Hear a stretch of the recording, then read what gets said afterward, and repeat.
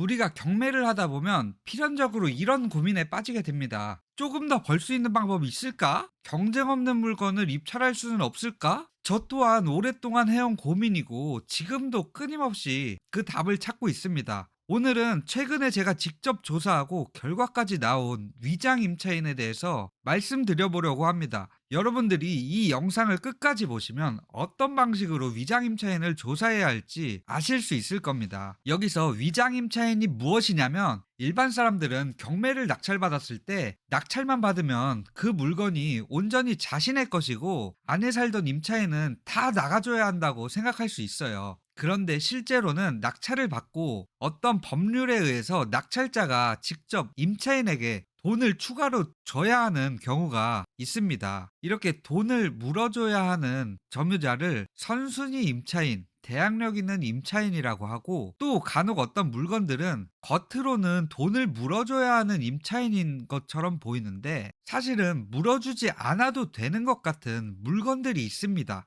이렇게 긴가민가한 점유자를 위장 임차인이라고 합니다. 실제적으로 어떤 사례인지 보여드리겠습니다. 양주시 회정동에 있는 아파트고요. 이 물건에 대해서 간략하게 말씀드리면, 지금 감정가가 2억 8,600에 잡혀져 있는데 실제로 시세가 3억 1천에서 3억 2천만 원 정도 되는 아파트인데요. 그런데 낙찰 금액은 1억 8천에 입찰자 2명. 이 낙찰받은 사람은 양도차익으로 1억 3천만 원을 받을 수 있다는 건데, 만약에 문제가 없는 물건이라면 그야말로 진짜 대박 아닙니까? 권리 분석을 해보면 소유자는 전석 2024년 4월 11일 개인의 근저당권이 있고, 임차인은 전석 전입일자는 선순위 근저당보다 빠른 2023년 11월 15일 전세금 2억 5천만 원의 확정일자 배당 신청이 없고요. 일반적으로 이런 선수인 임차인 물건이 나온 경우에는 그냥 넘겨버리시는 분들도 많이 계실 겁니다. 근데 이런 것도 꼼꼼히 보시는 분들이면 이런 생각이 듭니다.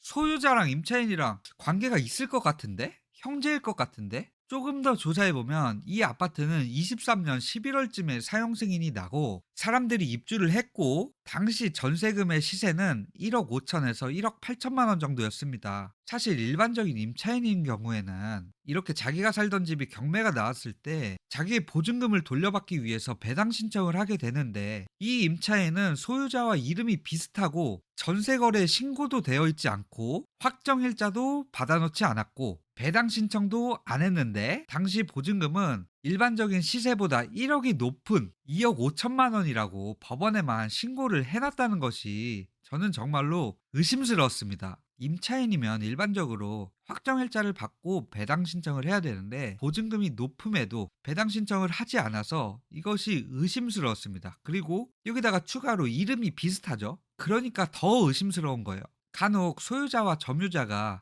낙찰가를 낮추기 위해서 이런 방법을 쓰기도 합니다. 일반적으로 이런 물건에는 아무도 입찰을 할 수가 없는데요. 그래서 실제로 저는 이 영상이 올라가기 한 달 전에 근저당권자를 만나 뵈었고요. 이야기를 나누게 되었습니다. 잠시 이런 물건에 대해서 얘기를 해드리자면, 이렇게 권리관계가 복잡한 물건지에 방문을 하면 항상 무언가가 있는 것 같아요. 일반적인 경매 물건, 우리가 아무런 권리상의 하자가 없는 물건에는 우편함에 우편물이 쌓여 있다든지 현관문에 등기 우편이 왔다는 메모지가 덕지덕지 붙어 있는데, 이런 곳에 방문하면 거의 이런 메모가 붙어 있습니다. 땡땡님과 관련해서 연락하고 싶어 방문했습니다. 아래 연락처로 연락 부탁드립니다. 그리고 간혹 가다가 과일 상자나 바카스 같은 것이 있습니다. 딴 얘기지만 한 번은 이런 물건을 갔을 때 딸기가 있더라고요. 근데 그 딸기가 너무 맛있어 보이더라고요. 예, 그런 적이 있습니다. 그리고 이런 데는 갈 때마다 정말 새롭습니다. 제가 수백 번의 초인종을 눌러봤지만 갈 때마다 초인종을 누를까 말까 하는 고민도 해보고, 초인종을 누르고 그 기다리는 동안에 엄청난 떨림이 항상 있는 것 같아요.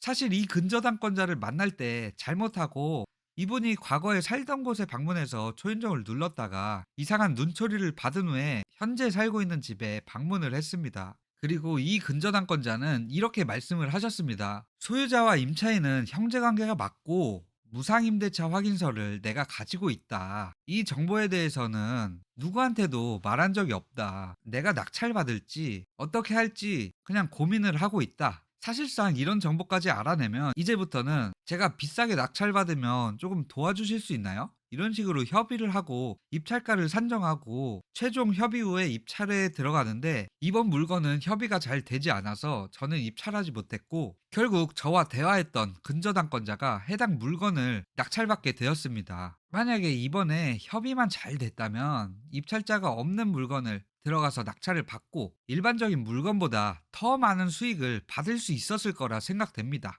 가장임차인이나 미상임차인을 조사할 때 조사 방법이 전부 다 다를 수는 있지만, 그래도 이런 방식으로 조사할 수 있다는 것을 조금 알려드리고 싶었습니다. 여러분들이 이런 것들을 조사할 때 쉽게 조사할 수 있는 방법이 무엇이 있었나요? 영상을 보시고 많은 분들이 도움을 받을 수 있도록 댓글로 알려주시면 정말로 감사하겠습니다.